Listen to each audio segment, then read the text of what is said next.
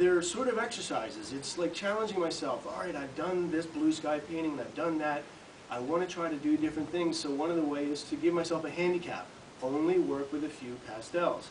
Don't have the whole arsenal to draw from, just work with a few. See how far you can take it. Because again, with students, I know that that's always a problem. Is they come there, and by the time they're finished the painting, they've actually used every one of their sticks in every painting, because they just haven't been able to make a decision yet. So maybe this is good teaching that way. Hey, Rita. Anybody else?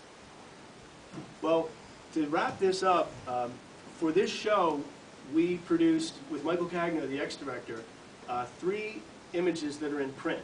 It's the first time I've had images in print in 5 years.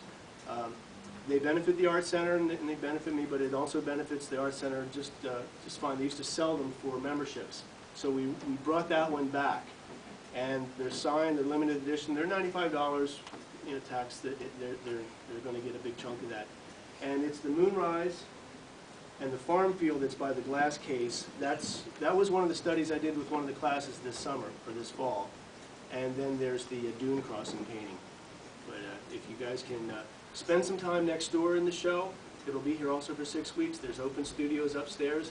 I'd like you to take a look at those. And then it's pretty early in the night. You're going to get a chance to go up and down the whole street and see a whole lot of fun stuff. So I thought something. It's a shame because we had all these questions we wanted to ask you before you were here. Now I guess we're done or something.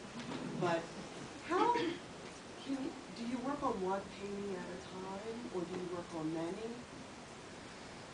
Well, that's a good question, because I'm a real fan of the idea alla prima, which means if you're going to paint, get it done. That's the painting you're working on, finish it. If you come back tomorrow morning after you've had eggs, but the night before you had a steak, I think you feel different. I think you're a different person. I think that your mentality and the way your hands are moving are different. Some artists aren't that way, and I'm not saying they're wrong. For me, I will start a painting only when I feel like I could actually finish it. If I can't finish it, I'm only going to maybe draw it in, just get some rough things in there. But that's called alla prima, and that way it's a pure shot. The whole energy is there. Now, a large painting like that, no, that'll take a lot of time over a couple days. But I will do a little study that will get me through the yips I need.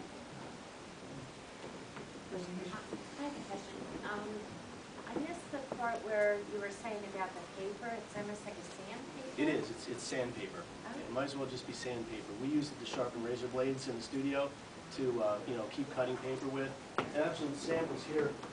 Say if you want to come up and look at it, but I'll hand that to you and pass it around. But it's just sandpaper.